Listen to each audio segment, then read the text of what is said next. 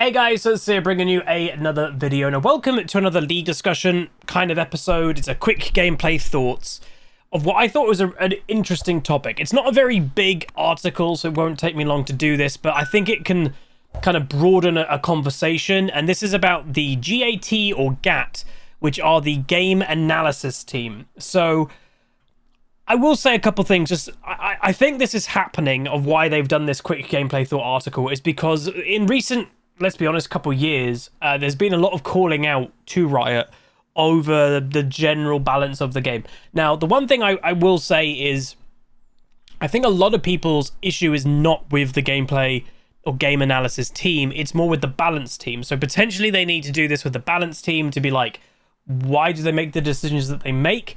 I do know even recently a bunch of the content creators that have gone over to Korea have been very vocal about the balance. And I think some of those people have even been like calling out, if you're not in Master and above, you shouldn't be in the balance team or something like that.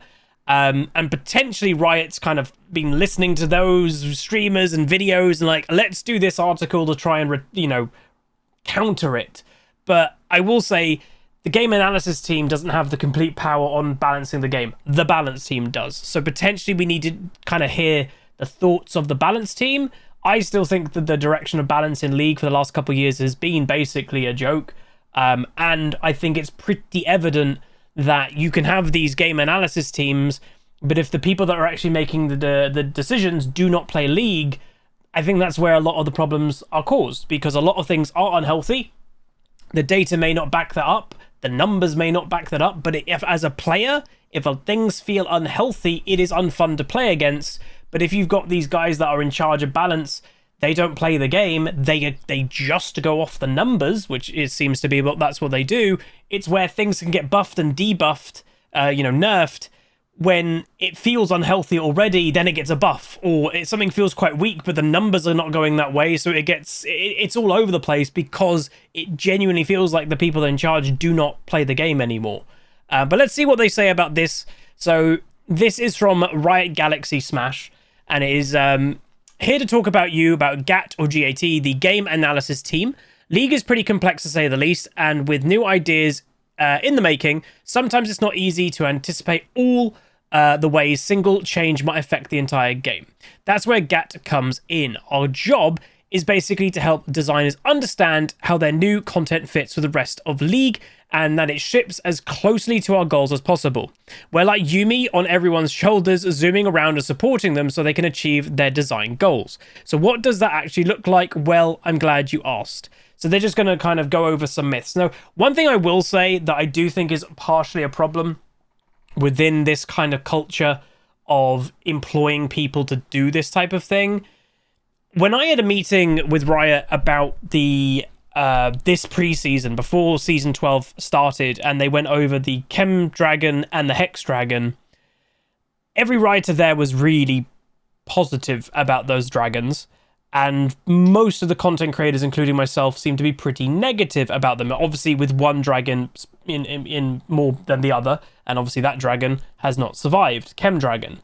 But when every single writer is really positive and upbeat about that, to me, that kind of shows that they haven't had someone challenge them in the design process.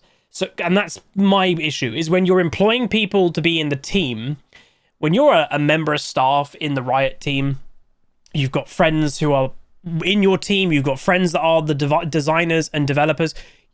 I do feel that there could be some, I don't want to cause friction, so I'm just going to kind of go along with it kind of vibe. It's where I actually think Riot shouldn't really, it's weird to have an in-house analysis team or an in-house like playtest team. They should have it as an independent, because then they don't feel as attached to the hip, that they can say, that's really bad, don't do that. Where I think nowadays Riot is unfortunately plagued a little bit by too many yes people. And it's not that in a bad way, it's these people have got jobs that they don't want to lose, so they're gonna go with the flow instead of saying, no, that's not a good idea. Because the amount of bad ideas, let's be honest, that have come out of Riot in the last couple of years has been quite alarming. The new items, the amount of damage, the amount of healing, the dragons, like, it's a lot. So that's my issue, and I will say that just from the beginning.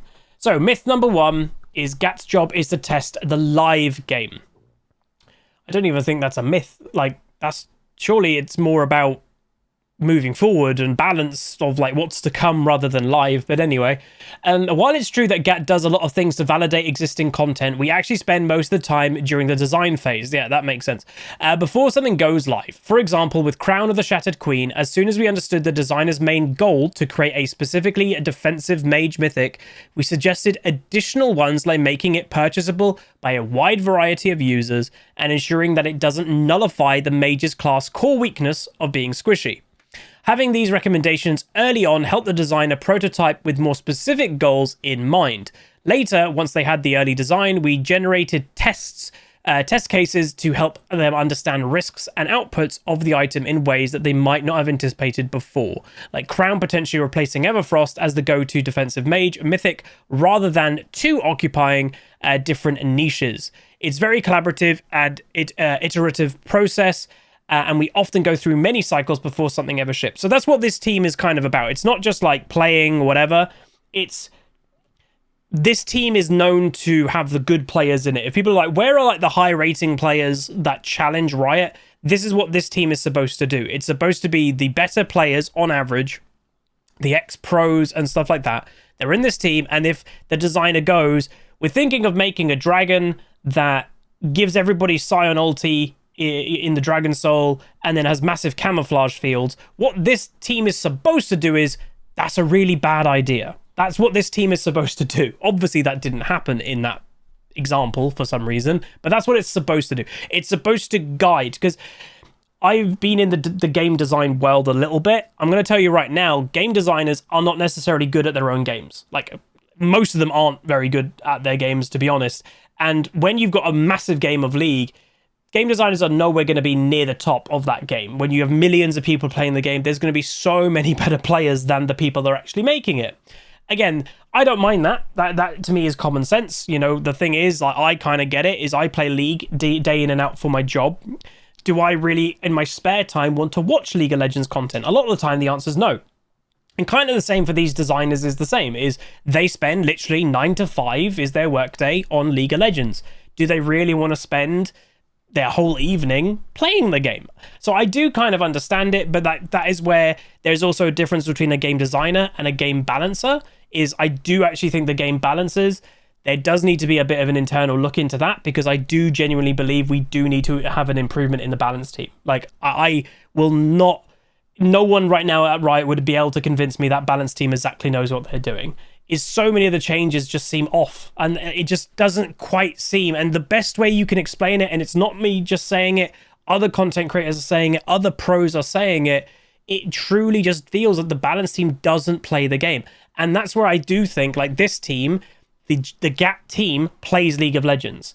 I do feel the balance team should also play League of Legends. Like, the game designers, they don't have to play it, they're just making the game, but they can make the game, and then it needs to be balanced, it needs to be directed in a way. The GAT team directs the game, and the balance team makes it try to be balanced. So I do think, like the GAT team, the balance team should be playing it, and that's what unfortunately is, I think, been missed out for quite some time. So GAT only does playtesting. Again, not true, but we'll go over it. Again, I know a lot of this stuff already, but it's interesting from Riot's perspective, what they're saying at least.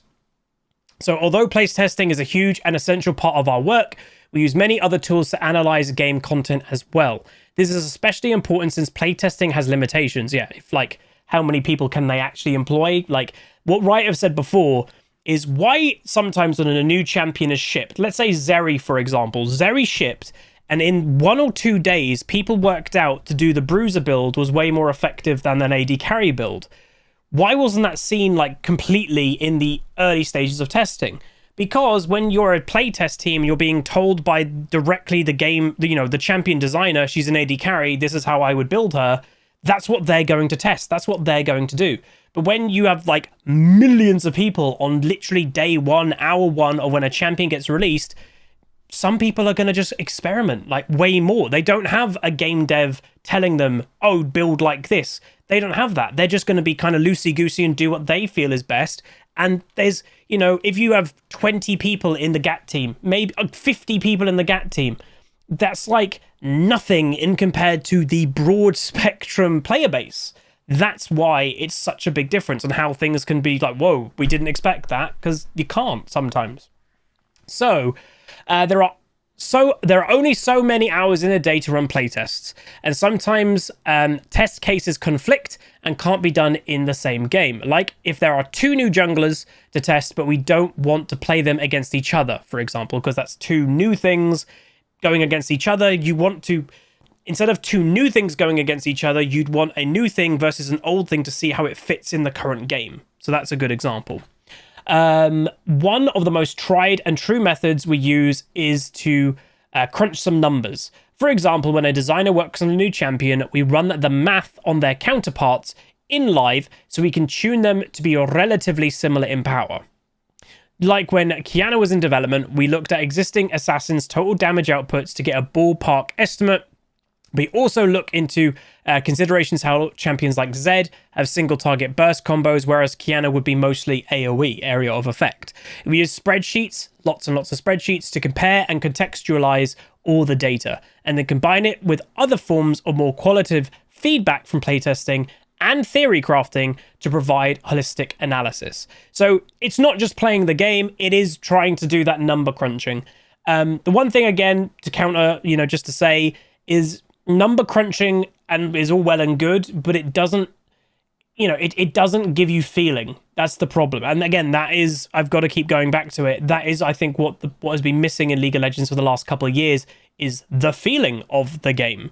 Is these new champions, a lot of the time that are coming out, they feel broken. The data may not completely back that up, but does it feel fair to play against a lot of the new champions? The answer is definitely no. Even if you're a fan of some of the new champions, they have so much more strength in just their kit alone than older counterparts. And because of how much more strength they actually have in directly their abilities, give the examples of like Akshan's W, I think it is, has more text in that one ability than Nasus's whole kit combined. In one ability. It's things like that. These new champions can do so much. It kind of goes away from any of this because it just feels like new champions can do so much more. So all number crunching and that is all well and good, but if the designers, and this isn't the GAT, this isn't GAT, this is just to riot about new champions, they need to calm down on how much new champions can do. They do way too much. They're basically, a lot of them are 2, maybe even 3 champions in some cases, mixed into one champion. It's too much. They need to calm that down. And then what also worth knowing would be way more, like, it would be easier to balance, would be easier to play test and, fine tune also. That's the point as well. It makes it easier to balance the game when the champions aren't completely overloaded. And then finally, I think this is finally, you have to be masters or higher to join GAT. Now, I do actually think this might be a direct counter to, I've been telling people, I've been watching the Baus, whatever guy in his career adventure, just completely out of intrigue alone. And he literally said, I watched it in a video yesterday or the day before, he was like basically shouting that they should only be masters and above. They should only be masters and above. So it's a bit of a coincidence that literally in the next few days, a direct thing is you have to be masters and above or something like that as a myth. So let's just see what they say. I'm guessing that it's not really Masters and above, because Masters and above is very, very, very rare.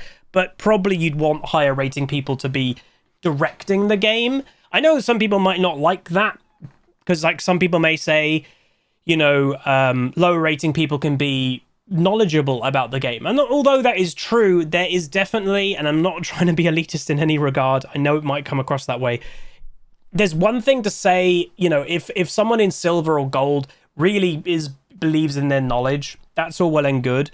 It is a different thing to actually achieve that rank, though. Like, if you are truly that good, there's many examples out there of people not being that mechanically talented, but they can get there because of their game knowledge. That does exist. Hell, even you could even argue the Buffs guy. He's not mechanically great. I've been watching his videos. He's not. His decision making is god tier. That's what makes him climb. His game knowledge of his strategy is god tier, not his mechanics. He dies way too often in the early game, for that level of play, but he makes up for it in his game knowledge on what to do. So when people are silver or gold and they say their game knowledge is insane, I would also question that, because you would probably be higher than silver or gold if your game knowledge was truly that insane. So let's see what Riot says. So you might have heard that many of our GAP members are highly ranked in League, and it's true. But it's not a hard requirement for the job. The reason why we have so many masters or higher players on the team today is that the skills we need for the job are usually things you develop from playing League of Legends a lot, like a deep understanding of past and present metas, the ability to play different roles really well, so no one tricks on the GAT team, and how quickly you can synthesize lots of game information as once. This actually sounds like if I wanted to try and get into a team at Riot, I could jump in the GAT team potentially. Another reason is for that is many times the outlier mechanics or optimizations we need to test are ones our highly skilled players are more likely to take advantage of. And in addition to individual depth of knowledge, we also try to make sure that our team encompasses a broad set of playstyles and experiences. For example, some of us have strengths in macro decision making around the map, and while others are more expert in drafting and creating team comps. Together we make a cohesive game analysis team and cover as many scenarios as we can. So, you know, they haven't said what their lowest rank of player is. I'd imagine probably Diamond. Diamond obviously is in the top. I think Diamond is still roughly the top 5%. That's fine. Like, Diamond is still a pretty good rank. And I would imagine for the most part the team is probably Diamond 1, Master, and you might occasionally have a couple Grandmaster or Challenger players, but for the most part it's going to be in that area, which is fine. But that is the point that, you know, I think people, you know, they've done this article to maybe sound good, but again, this isn't the team that I think people have problems with, is what I said right at the beginning. I truly don't think this is the team that people are looking at going, oh, the league sucks or whatever. They need to make the GAT team better. No. I think they need to make the balance team better, and I think they need to make the champion design team better. I think those are the two places that are weaker at the moment than anywhere else. New champions are stupid a lot of the time, and the balance team is all over the place because they don't play the game and they just go off numbers. The GAT team has only so much power. Like, if a GAT team member goes, hey, I think that new champion's a bit of a problem, the way of Riot nowadays, it does seem that they have fully embraced the Certainly T method of design. Certainly T doesn't even work at League of Legends anymore. He now is on the MMO team, which I think he actually would be very good on the MMO team. He was a good designer, just terrible for balance. He was very famous for saying, I don't care about the player that plays against my champion. I only care about the player that plays my champion. And unfortunately, it seems that is how Riot balances. Riot August seems to be completely in that mindset now. And I think that is what Riot needs to rein in. They need to rein in the new champions. We need to rein in the balance team and actually not just go off numbers. We need some of the players maybe from the GAT team to properly intermingle with the balance team or something. Or Riot needs to have, proper discussions. I can't remember the word, but like boot camps kind of thing, that you get the balance team with some higher rating players, some pros, and have big conversations about the game at the moment. Like, the game doesn't feel completely unbalanced. It's definitely been worse in recent history, but I think most people would agree the damage is still pretty damn high. They have hurt healing a little bit, but it's still pretty high. And, it's been on Reddit here or there every now and then is, dude, I watched a video from Season 3 Worlds. There is so little, less damage in the game. Yeah, there was. And I'm not asking it to go back to that level, but there is easily double the damage in the game now than it was back then. And back then, you could argue the game was harder in some ways because everything you did mattered. If you missed a spell here or there because how little damage you were doing, it really mattered. Nowadays, with every champion having inflated damage, it doesn't matter if you miss something. It just doesn't, because you could probably still one-shot people with missing still half of your combo. That's what needs to be fixed. So it's good that the GAT team obviously have done this to kind of go, hey, this is what we do. But that's, I think, part of the problem is this isn't the team that has the problem. I don't think anybody's specifically complaining about, the GAT team, the game analysis team, what are they doing? It's not this team. And then they say, hopefully that clears up a lot of the mystery around GAT. Just as our name implies, we're a team that does game analysis, and we have lots of tools that help us do that effectively. And while our job is to support our designers early on, We can't say we're perfect. It's also thanks to players like you who provide awesome feedback and help League of Legends continue to evolve and grow. So yeah, basically that's it. So they're mainly more about early stage development. So when a new champion is being made, you know, in the early kit, you'd hope that the GAT team would be spoken to, but maybe not in some cases. And then obviously when a champion is officially coded, and you know they probably in very early stages don't have the right model or anything, they'll use placeholders, but at least you'll be able to play with the kit, and the GAT team will also be helping with that too. So again, maybe the GAT team could do with a bit more gumption, a bit more power, and actually do say things that like these champions are a little bit busted, or not even the fact that they're busted, it's these aren't incredibly healthy.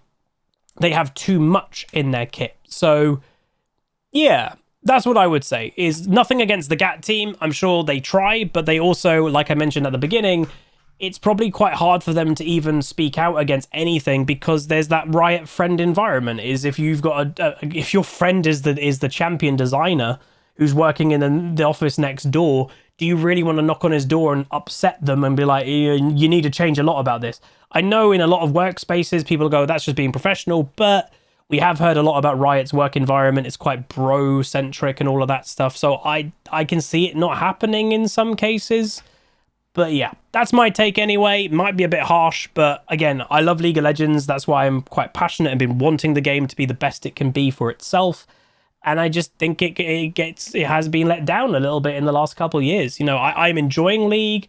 I'm in Diamond 1 on EU West. We're trying to get to that Master rank again, which is always good. But I do think the game could be better. But that's going to be it. If you guys did enjoy, please do throw a like on it, throw a comment, throw a subscribe, and I'll see you guys next time.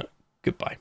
Call down the reckoning to bring back hope and peace. Restore our glory to live forever.